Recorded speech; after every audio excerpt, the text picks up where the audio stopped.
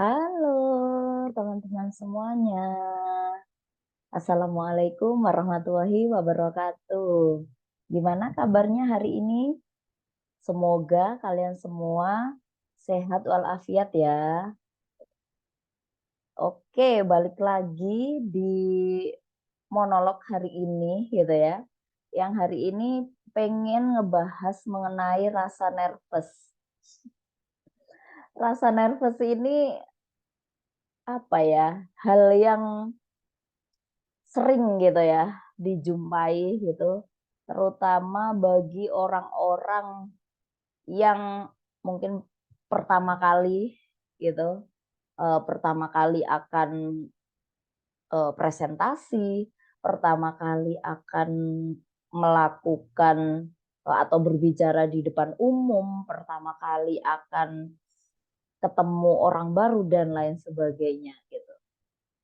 Rasa nervous ini kalau menurut saya itu sesuatu hal yang bisa dibilang cukup wajar gitu ya. Karena bisa jadi saking excitingnya, saking apa ya memang belum berpengalaman atau bahkan karena memang belum persiapannya belum terlalu matang gitu untuk eh, hal apa yang akan dilakukan tersebut gitu. Nah, eh, semua orang saya rasa eh, pernah mengalami yang namanya nervous atau grogi gitu. Eh, Kalau saya itu beberapa kali gitu ya mengalami nervous atau grogi biasanya karena saking excitingnya gitu, saking bersemangatnya, atau juga karena memang saya merasa masih kurang gitu hal-hal yang saya persiapkan. Itu biasanya saya nervous sekali gitu. Atau juga karena ya sudah lama tidak melakukan itu. Misalnya mengajar gitu. Saya eh, profesinya adalah sebagai dosen gitu ya. Yang biasanya di awal perkuliahan gitu itu biasanya itu saya akan ada perasaan nervous gitu. Padahal saya bukan apa namanya sekali dua kali mengajar gitu. Tapi pada saat setelah liburan semester gitu ya, biasanya tidak ada kegiatan belajar mengajar di kelas gitu. Nah, itu kemudian dimulai lagi kegiatan akademik gitu ya, perkuliahan gitu. Biasanya kalau di semester Gasal itu ada di September. Kemudian kalau semester genap itu ada di bulan sekitar Februari akhir atau Maret gitu ya. Itu adalah rasa deg-degan gitu.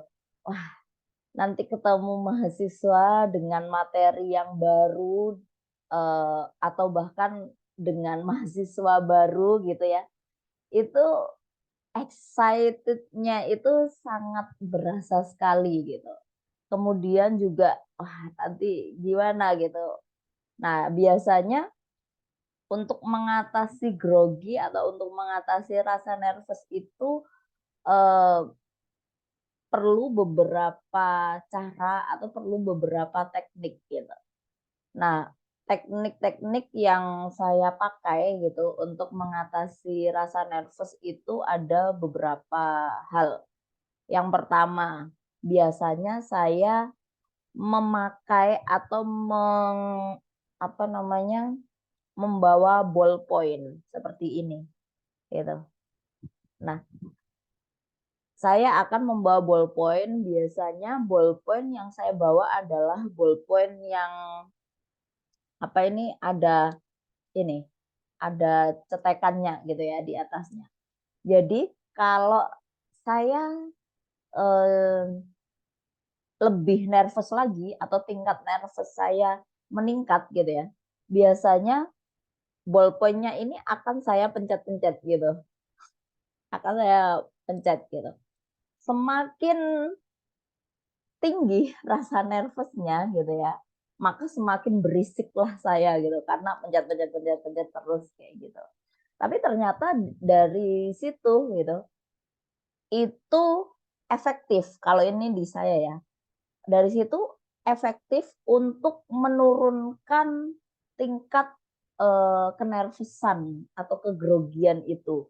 Kemudian juga bisa jadi lebih kalem, bisa jadi, apa yang diomongkan itu lebih tertata rapi gitu.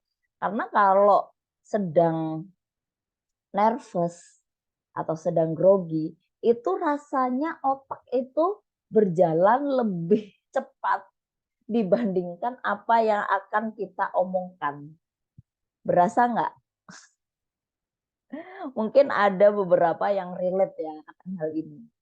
Nah, karena otak lebih cepat berpikirnya dibandingkan, keluarnya apa yang ada di mulut gitu. Jadi kosakata itu belibet gitu, ngomong itu belibet, kemudian ngomong itu terlalu cepat sampai tidak bisa dipahami oleh orang yang mendengarkan kita, seperti itu. Jadi dari situ, oke, ayo calm down, dari ini, ballpoint yang menyelamatkan saya gitu ya. Itu biasanya, oke, calm down, seperti itu. Itu yang secara teknis gitu. Kalau non teknis ya harus dipersiapkan sebelumnya. Misal materi apa kira-kira yang harus, disampaikan gitu. Kemudian siapa saja sih gitu yang akan berhubungan atau yang akan apa ya, akan berhadapan langsung dengan kita, seperti itu. Kalau pada kelas gitu ya, kita bisa lebih mudah untuk mencari tahu, oh misalnya ini adalah mahasiswa gitu. Kalau pertama kali ketemu ya kenalan gitu. Kenalan terlebih dahulu, karena dari situ biasanya akan lebih cair gitu suasana. Kalau suasana lebih cair, itu biasanya juga tingkat, kenervesan, kemudian tingkat, grogi itu bisa diturunkan kayak gitu. Tapi kalau, orang yang tidak dikenal gitu, itu ya biasanya ada pada misal kita mau presentasi gitu ya di suatu seminar atau, menghadiri acara gitu. Itu kan ini ya audiensnya itu, eee, apa ya, tidak kita ketahui gitu ya, an apa namanya, tidak kita tahu gitu siapa gitu. Tapi seenggaknya dari situ kita bisa cari tahu terlebih dahulu, oh peserta seminar misal adalah, mmm, mahasiswa dari apa namanya, dari program studi ini kayak gitu. Oh program studinya ini apa saja sih, apa namanya, kriterianya dan lain sebagainya, bisa dikulik-kulik terlebih dahulu kayak gitu. Nah dari situ jadi nanti berasa dekat dengan audiens, seperti itu. Nah kalau sudah berasa dekat dengan audiens, ketegangan atau juga rasa grogi, rasa nervous itu juga bisa semakin diturunkan, kayak gitu. Nah begitu juga kalau misal interview, kemudian juga ada tes, mungkin wawancara atau micro teaching seperti itu. Nah, itu penguji atau mungkin, apa namanya, orang yang mewawancarai itu kan tidak kita ketahui ya siapa. Nah, biasanya di situ, eee, kalau apa namanya, kita tidak tahu siapa audiens atau siapa yang orang akan berhadapan dengan kita, itu biasanya akan lebih nervous atau lebih grogi gitu.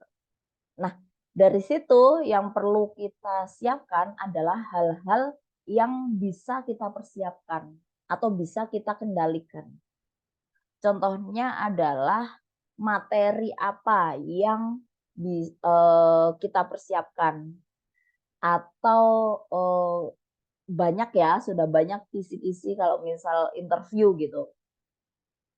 Kira-kira apa sih yang akan ditanyakan gitu. Meskipun tidak tahu siapa yang akan mewawancarai, seenggaknya adalah tahu gitu ya, apa yang kira-kira akan ditanyakan gitu.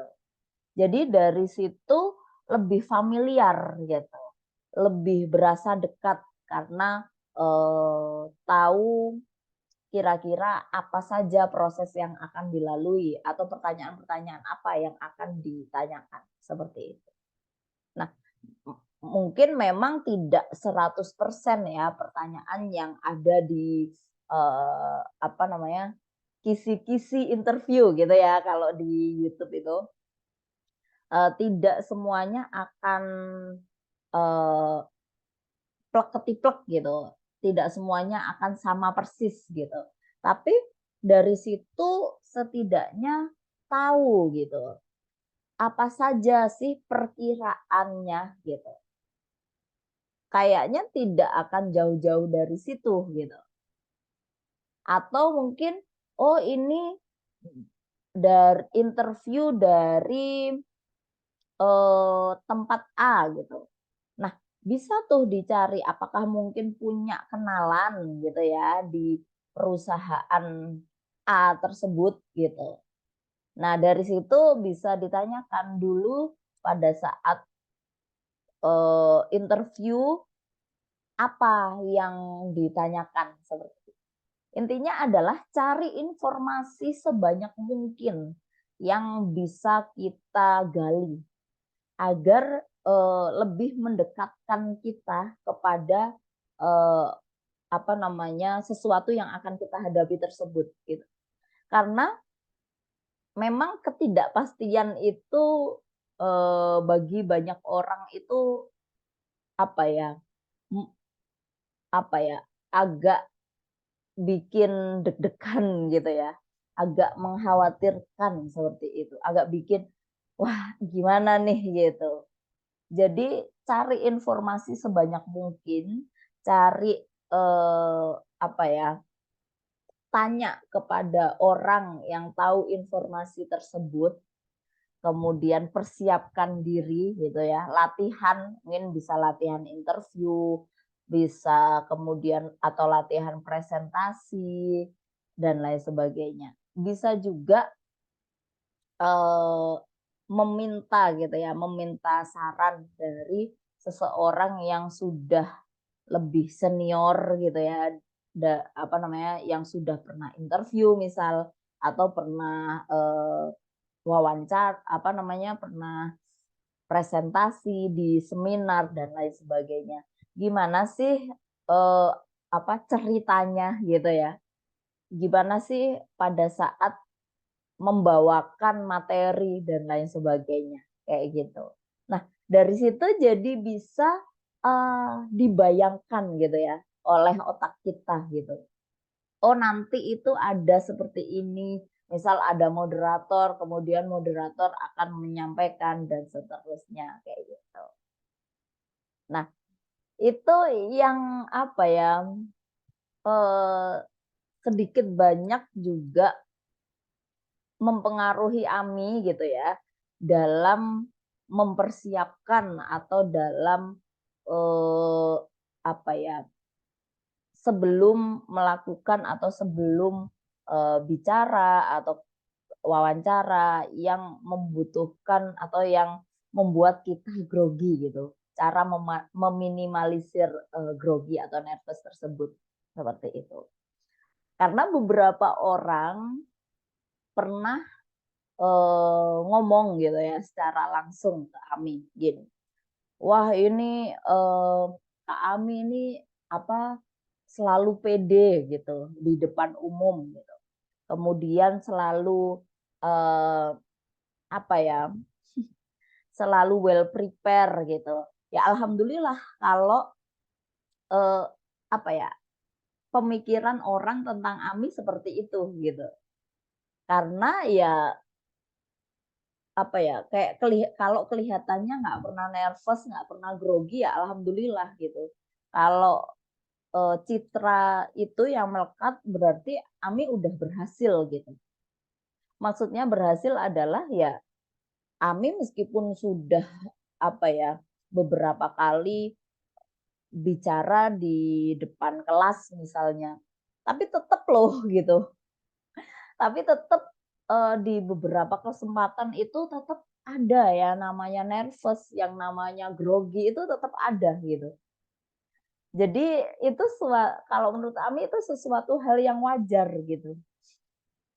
Tapi orang yang melihatnya atau apa ya, berhadapan dengan kita tidak melihat itu, berarti kan kita berhasil untuk meminimalisir atau seenggaknya berhasil untuk, tidak memperlihatkan kegrogian atau kenervosan kita di muka umum, kayak gitu. Jadi, apa yang tampak, apa yang, terlihat itu ya sudah well prepare, sudah, tidak ada rasa nervous, tidak ada rasa grogi, seperti itu. Itu yang ya memang butuh keterampilan gitu ya, butuh latihan yang tidak hanya sekali, 2 kali gitu diterapkan. Nah, ini ngomong sendiri, monolog juga sesuatu hal yang baru gitu bagi Ami gitu ya. Terkadang padahal bukan tidak ada audiens ya, tapi audiensnya nggak tahu nih siapa gitu. Kalau pada saat membuat video, ya tidak ada audiens gitu. Tapi nantinya akan di-upload gitu di YouTube, kemudian nggak tahu siapa yang akan nonton gitu. Bisa 1 orang, bisa 2 orang, bisa lebih gitu. Nah, di situ masih belum terbiasa kalau bisa dibilang ya, untuk melakukan monolog gitu. Jadi kadang masih nervous, kadang masih, "Aduh, apa ya yang akan diomong?" Gitu. "Bisa nggak ya ngomong, berapa menit ini tanpa ada audiens?" Gitu. Kalau berdua atau dialog itu kan bisa ya untuk, oh kalau kehabisan ide disautin nih sama yang satunya, mungkin tanya atau mungkin diskusi, kayak gitu. Tapi kalau monolog, ya udah diri sendiri gitu yang harus membackup kayak gitu. Apa nih gitu, apalagi nih yang terfikirkan. Nah dari situ juga, eee, ada persiapan gitu, persiapan mental, kemudian persiapan, materi gitu. Apa sih tema yang mau dibicarakan gitu. Jangan boleh juga kalau sudah terbiasa mungkin ya. Tapi, kalau lebih prepare itu akan lebih memudahkan dan juga lebih meminimalisir rasa grogi tersebut gitu. Nah, kali ini Ami membahas rasa grogi itu sendiri gitu karena, eee, sudah beberapa kali Ami melakukan monolog ya masih ada gitu grogi-groginya gitu. Masih ada, eee apa ya gitu, mikir gitu. Padahal, kalau ini ngomong secara materi ya gitu, kami sudah mempersiapkan gitu. Oh nanti akan membahas tentang ini gitu. Misal tentang traveling gitu atau tentang merantau gitu.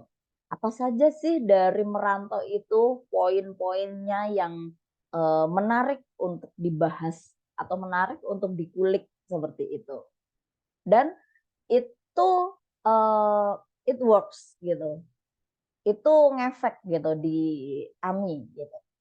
Alhamdulillah bisa sedikit, eee, apa namanya, menurunkan dari tingkat kegrogian atau kenervosan itu sehingga bisa bicara dengan lebih, apa namanya, lebih lancar, lebih, apa ya, tanpa ya mungkin masih kelihatan ya. Masih kalau menurut teman-teman yang lihat video ini gimana? Masih kelihatan nggak kalau mikir atau sudah terlihat, natural gitu?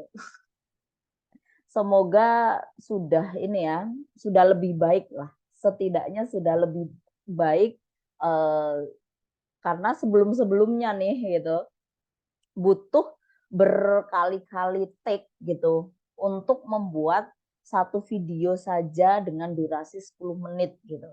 Nah ini dengan durasi yang lebih panjang gitu, itu hanya butuh sekitar 1 sampai 2 take saja, gitu. Sepertinya itu sih kalau membahas tentang rasa nervous gitu ya, atau rasa, grogi gitu.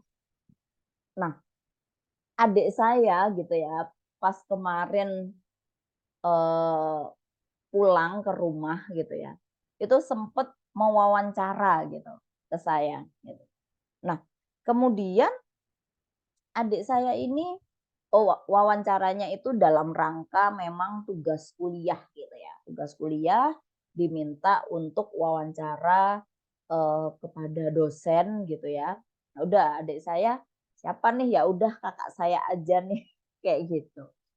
Udah kemudian, adik saya sudah mempersiapkan untuk, poin-poin apa saja yang ditanyakan, seperti itu. Kemudian, "Oh udah nih, udah beres." Oke, pada saat pengambilan video wawancara gitu, adik saya kebingungan, adik saya nervous. Kemudian, apa namanya, membuat banyak alasan gitu. Kadang kadang pada saat kita, nervous gitu ya, itu secara tidak sadar gitu ya, kita membuat banyak alasan seperti, "Oh iya ini pertama kalinya saya mewawancarai," atau, "Oh iya ini memang apa namanya, saya tidak pernah melakukan ini sebelumnya," dan lain sebagainya, kayak gitu.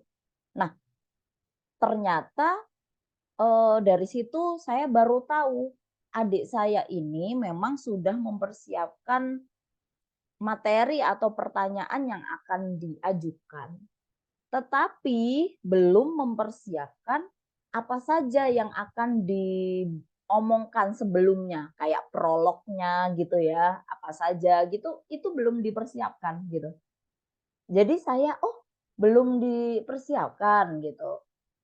Kemudian karena belum dipersiapkan otomatis juga belum latihan kayak gitu. Nah dari situ saya, mengajari gitu ya dari apa namanya, adik saya, gimana sih, cara wawancara gitu yang baik gitu. Misal di awal itu perkenalan perkenalan diri sendiri dan juga perkenalan seseorang yang akan diwawancarai gitu. Jangan langsung tiba-tiba nyodorin mic atau nyodorin pertanyaan seperti itu.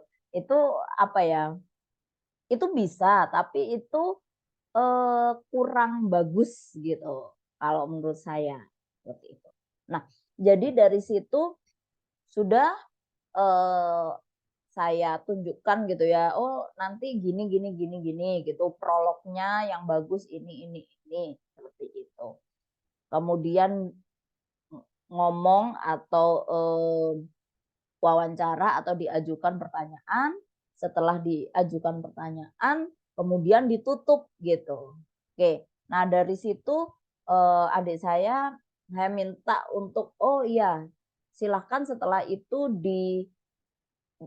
dipelajari dan juga latihan sedikit," gitu. Agar tidak terlalu kaku, karena memang pertama kalinya ya, wajar sebenarnya untuk, belum terlalu lancar atau belum terlalu fluent gitu dalam, wawancara gitu, atau masih ya kaku-kaku dikit itu wajar. Nah, dari situ tibalah saat pengambilan video gitu besoknya gitu. Nah, terus kemudian adik saya mempraktekkan gitu ya, apa yang, kemarin sudah saya ajarkan gitu, untuk gimana sih wawancara yang baik dan seterusnya. Nah, yang saya kaget adalah, eee, adik saya ini untuk ukuran orang yang baru pertama kali, mewawancara, itu keren banget gitu, itu bagus banget gitu, tidak terlihat rasa nervous, kemudian juga, lancar dalam penyampaiannya, seperti itu. Jadi saya, oh bangga sebagai kakak gitu ya, bangga gitu. Adik saya bisa, yang pertama kali yang awalnya bilang kalau, "Aku itu gampang nervous," gitu, terus, "Aku itu ini, eee, apa, belum pernah wawancara, ini pertama kali wawancara," dan lain sebagainya, gitu. Nah, ternyata pada saat hari H eksekusi gitu, itu hasilnya bagus banget loh, kayak gitu. Nah, jadi apa ya, dari situ salah satunya juga bisa ditarik kesimpulan gitu, bahwa, eee, ya semua hal itu butuh persiapan gitu. Kalau dipersiapkan, mungkin rasa nervous itu masih ada gitu ya di dalam diri gitu, tapi itu tidak terlihat gitu, atau seenggaknya itu bisa disembunyikan kayak gitu. Itu sih gitu, pengalaman yang sangat, berharga kayak gitu dari adik saya. Oke, oke itu saja kayaknya ya monolog atau kita, berbicara tentang rasa nervous gitu. Kita jumpa lagi di podcast atau di monolog-monolog selanjutnya. Terima kasih, dadah. Assalamualaikum warahmatullahi wabarakatuh.